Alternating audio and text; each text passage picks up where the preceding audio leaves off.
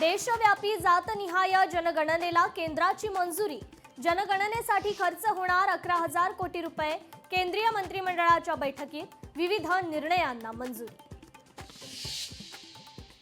अहिल्यानगरच्या बोल्हे गावात महिलेची हत्या।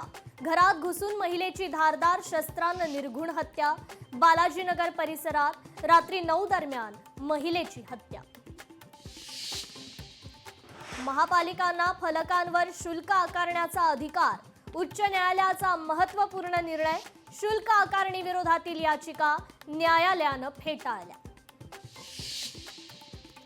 आंध्र प्रदेशच्या राजमंद्रीवरून झाडांचा कंटेनर नाशिकमध्ये। झाडांचा दुसरा कंटेनर नाशिकमध्ये दाखल। दुसऱ्या कंटेनरमध्ये आणखी 350 झाडं दाखल।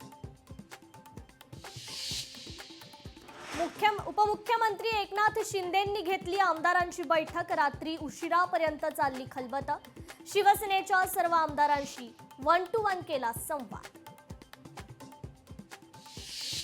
जळगावच्या फूल मार्केटमध्ये मोठी तेजी। गुलाब, झेंडू, शेवंती, निशिगंधा या फुलांच्या भावात दुप्पट वाढ। अतिवृष्टीमुळे यंदा फुलांच्या उत्पादनात घसरण। जळगाव जिल्ह्यातील थंडीचा पारा घसरला। 6 अंशांपर्यंत पारा खाली येण्याची शक्यता असल्याचा हवामान खात्याचा अंदाज। थायलंड कंबोडिया युद्धामुळे 700 शाळा बंद। दोन्ही देशातील तणाव अधिक वाढला। सीमा वादावरून पेटलेलं युद्ध थांबण्याचं नाव घेईना।